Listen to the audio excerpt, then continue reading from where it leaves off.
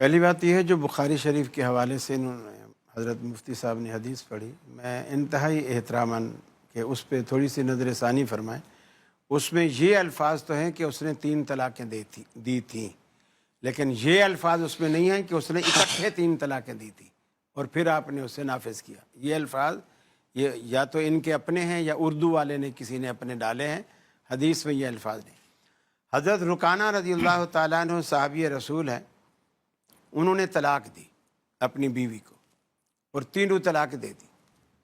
پریشان ہوا، رسول اللہ صلی اللہ علیہ وسلم کے پاس گیا۔ ظاہر بات ہے اس زمانے میں سب سے بڑی عدالت ہی یہی تھی۔ اب اللہ کے رسول کے پاس آئے تو رسول اللہ صلی اللہ علیہ وسلم نے پہلا سوال کیا، کیف طلقتہا، تو نے کیسے طلاق دی؟ قال ثلاثا، میں نے 3 طلاقیں دی ہیں۔ ابھی یہ نکھیڑا نہیں ہوا، اکٹھے دی ہیں، الگ الگ دی ہیں، الگ الگ موقعوں کی ہیں، کیا ہیں؟ جب اس نے کہہ دیا ثلاثاً تو اللہ کے رسول فوراً فرماتے کہ اب کچھ نہیں ہو سکتا، تو نے 3 طلاقیں دے دی ہیں، اب میرے پاس کیا لینے آیا ہے؟ یہ تو معاملہ تیرا پورا ختم ہو چکا ہے۔ لیکن جب اس نے کہا ثلاثاً میں نے 3 طلاقیں دی ہیں، تو آپ نے اس سے سوال کیا فی مجلس واحد، کیا ایک ہی مجلس، ایک ہی نشست، ایک ہی بیٹھک میں؟ قال نعم، اس نے کہا یا رسول اللہ میں نے ایک ہی مجلس میں دی۔ آپ نے فرمایا اب عدالت عظمیٰ کا فیصلہ ہے، یہ امام شافعی، امام مالک، احمد بن حنبل کا فیصلہ نہیں ہے، عدالت عظمیٰ کا فیصلہ ہے۔ وہ فیصلہ کیا ہے؟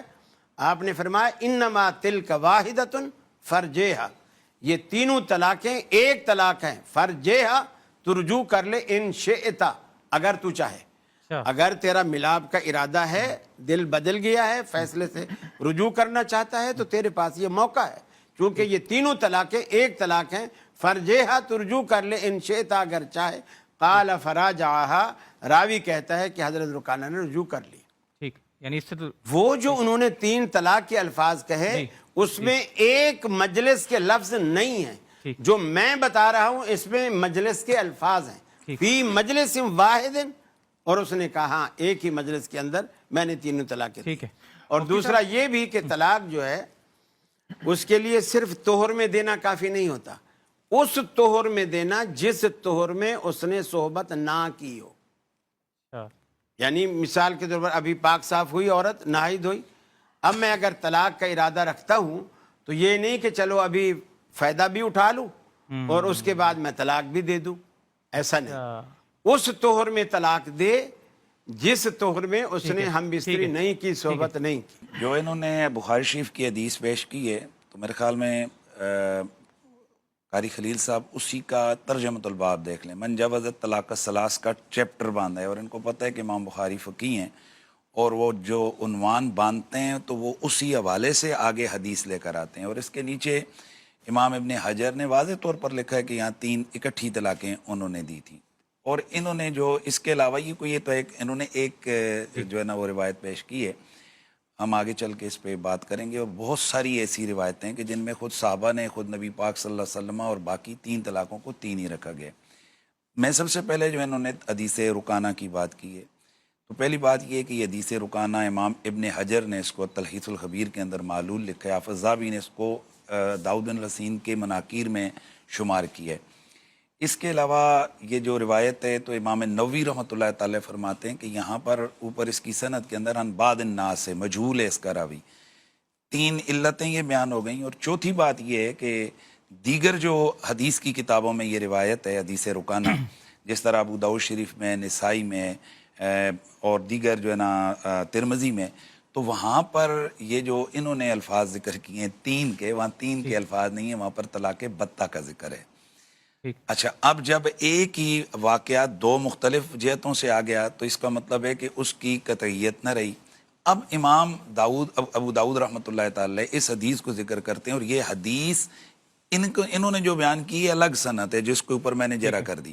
دوسری جو سند ہے امام ابو داؤد نے روایت کی ہے وہ حضرت رکانہ کے پوتے سے روایت کی ہے، اور وہاں پر وہ فرماتے ہیں کہ میرے دادا نے اپنی زوجہ محترمہ یعنی میری دادی جان کو 1 طلاق بتہ دی تھی۔ طلاق بتہ ایسی طلاق نہیں جس سے بندہ تعلق توڑ دیتا ہے۔ اب یہاں امام ابو داؤد نے بڑا زبردست جملہ لکھا ہے، وہ فرماتے ہیں کہ اس حدیث سے جو مسلم کی ہے یہ حدیث زیادہ مضبوط ہے، کیونکہ یہ اولاد ذکر کر رہی ہے اور گھر والے بہتر جانتے ہیں کہ گھر میں کیا ہوا ہے. ٹھیک ہے. علاوہ ازیں انہوں نے تو ایک طلاق کی بات کی ہے. ہمارے پاس ایسی بے شمار روایات ہیں، جس طرح حضرت عبداللہ بن عباس رضی اللہ تعالی عنہ، آپ کے پاس ایک واقعہ اسی طرح سے آیا کہ ایک عورت نے، بلکہ اس کو امام مالک نے موطا امام مالک کے اندر اس کو ذکر کیا ہے کہ جناب ایک شخص نے اپنی بیوی کو 100 طلاقیں دے دی ہیں. کتنی؟ 100 طلاقیں دے دی ہیں اس نے اپنی بیوی کو. تو اس کے بارے میں آپ فرمائیں. تو امام حضرت عبداللہ بن عباس رضی اللہ تعالیٰ عنہ، آپ نے فرمایا کہ 3 تو طلاقیں ہو گئیں، 97 کے ساتھ تو نے اللہ تعالیٰ کی آیات کے ساتھ مذاق کیا. اسی طرح سے حضرت عبداللہ بن عباس سے مروی سنن نبی داؤد حدیث نمبر 2197 ہے کہ جس میں حضرت مجاہد رضی اللہ تعالیٰ عنہ سے مروی ہے، فرماتے ہیں کہ میں حضرت عبداللہ بن عباس کے پاس تھا، ایک آدمی ہے اس نے اپنی بیوی کو 3 اکٹھی طلاقیں دی. تو فرماتے ہیں کہ میں نے خاموش ہو گیا، میں نے سمجھا کہ شاید یہ اس کو بھی واپس لوٹا دیں گے. تو آپ نے پھر فرمایا کہ اے لوگو تمہیں کیا ہو گیا کہ پہلے تم جلد بازی کرتے ہو اور اس کے بعد آ کر کہتے ہو کہ ابن عباس ابن عباس ابن عباس، اب آپ فیصلہ کریں. تو فرمایا اصل مسئلہ یہ ہے کہ اللہ فرماتے ہیں من یتق اللہ یجعل لہ مخرجا، جو اللہ سے ڈرے گا اللہ اس کے لیے نکلنے کا راستہ بنا دے گا. لیکن تو اللہ سے نہیں ڈرا ہے، لہذا جا، تیری بیوی تجھ پر حرام ہو گئی ہے.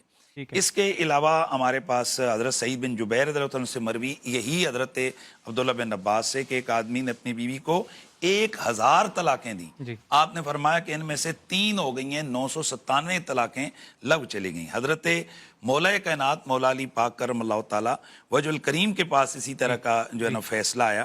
تو حضرت مولا علی پاک نے بھی ان میں سے 3 طلاقوں کو نافذ کر دیا. تو اب اگر ایک وقت میں 1000 دے کر 3 بیچ میں سے ہو جاتی ہیں، 100 دے کر ہو جاتی ہیں، تو بھائی اکٹھی 3 دینے سے 3 طلاقیں کیوں نہیں ہوتی ہیں؟ اور پھر امام حسن مجتبی علیہ السلام کے حوالے سے جناب دار قطنی نے اس کو روایت کی ہے، بہقی نے، کہ ایک مجلس میں 3 طلاقیں آپ نے دیں.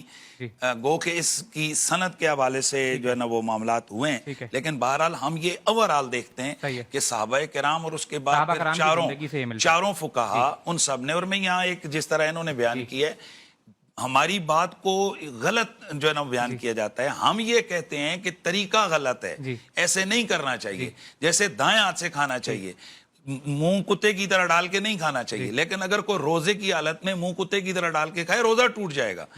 ویسے حرام ہے کہ آپ لوگ جناب شراب کا قطرہ پیئیں، لیکن اس حرام کو بھی اگر آپ روزے کے دوران آپ پیئیں گے تو آپ کا روزہ ٹوٹ جائے گا. اب اس کا یہ مطلب نہیں کہ جب ہم کہتے ہیں جی کہ روزہ ٹوٹ گیا تو اس کا یہ مطلب ہے کہ جی شراب حلال ہو گئی ہے. یعنی طریقہ غلط ہے لیکن اس کا اثر جو ہے نا وہ ظاہر